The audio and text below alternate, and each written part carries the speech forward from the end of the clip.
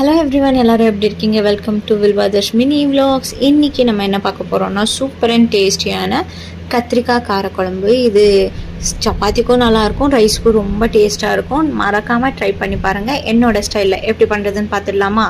First ஒரு கடாயில் கொஞ்சமாக ஆயில் போட்டு, கடுகு, கொஞ்சமாக வெந்தயம் போட்டு, 5-6 பல் பூண்டு, கொஞ்சமாக சின்ன வெங்காயம், கொஞ்சமாக பெருங்காயம், கருவேப்பிலை எல்லாமும் போட்டு நல்லா வதக்கி விட்டுடணும். நம்ம பூண்டு, சின்ன வெங்காயம் கொஞ்சம் கலர் மாறினதுக்கப்புறம் கட் பண்ணி வச்சுருந்த கத்திரிக்காவை நல்லா கழுவி ஆட் பண்ணிக்கணும். நான் இங்கே கருப்பாகாமல் இருக்கிறதுக்கு கல் போட்டு ஊற வச்சுருந்தேன். லைக் தண்ணியில் கல் போட்டு வச்சுருந்தேன். நீங்களும் அதை பண்ணலாம், இல்லைன்னா நார்மல் தண்ணியிலேயே கத்திரிக்காவை கட் பண்ணி போட்டுடலாம்.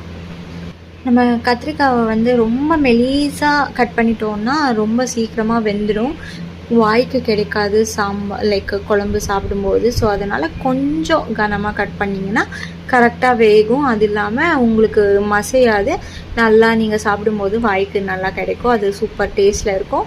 நீங்கள் மெலிசாக கட் பண்ணதுக்கும் கொஞ்சம் கனமாக கட் பண்ண ரெண்டுத்துக்கும் டேஸ்ட் டிஃப்ரென்ஸ் மாறும். ஸோ மீடியம் சைஸ்க்கு கட் பண்ணி வச்சுக்கோங்க. இதுக்கு ஒரு பேஸ்ட் அடிக்கணும். அதுக்கு ஒரு டொமேட்டோ, கொஞ்சமாக தேங்காய், கொஞ்சமாக சீரகம், ஒரு 2-3 கொத்தமல்லி. நான் இதுக்கே மஞ்சப்பொடி அண்ட் சாம்பார் பவுடர் ரெண்டுத்தையும் ஆட் பண்ணிவிட்டேன், ஏன்னா நான் மிஸ் பண்ணிவிடுவேன். அதனால் நல்லா நைஸ் பேஸ்ட்டாக அரைச்சி நம்ம ஆல்ரெடி வேக வச்சுருந்த கத்திரிக்காவை பாதி வெந்திருந்தால் போதும். இந்த பேஸ்ட்டையும் ஆட் பண்ணி ஒரு கொஞ்சமாக அதே மிக்சியில் தண்ணி ஊற்றி கழுவி அதையும் ஆட் பண்ணி ஒரு கொதி வந்ததுக்கப்புறம் நம்ம புளி எடுத்து வச்சுருந்தோம்ல அதையும் போட்டு நல்லா கொதிக்க விடணும். நான் இங்கே குட்டி லெமன் சைஸ் புளி எடுத்திருக்கேன். உங்களுக்கு புளி போட விருப்பம் இல்லைன்னா நீங்கள் 2 தக்காளியாக போட்டுக்கலாம். நான் புளி போடணும் அப்படின்ட்டு, காரக்குழம்புனா புளி சேர்த்தா தான் நல்லாயிருக்கும்ன்ட்டு நான் கொஞ்சமாக புளியும் ஆட் பண்ணியிருக்கேன். ஒரு கொதி வந்ததுக்கப்புறம் நம்ம உப்பு போட்டுட்டு டேஸ்ட் பார்க்கலாம்.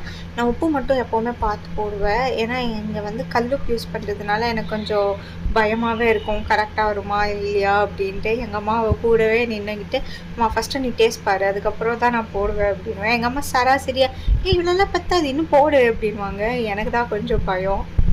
புளி தண்ணி ஆட் பண்ணிவிட்டு ஒரு 2 கொதி வர வரைக்கும் நீங்கள் வெயிட் பண்ணுங்கள். அதுக்கப்புறம் தான் நம்ம டேஸ்ட் பார்த்தா கரெக்டாக இருக்கும், இல்லைனா புளி அதிகமாக தெரியும். அதனால நான் சொல்கிறேன்.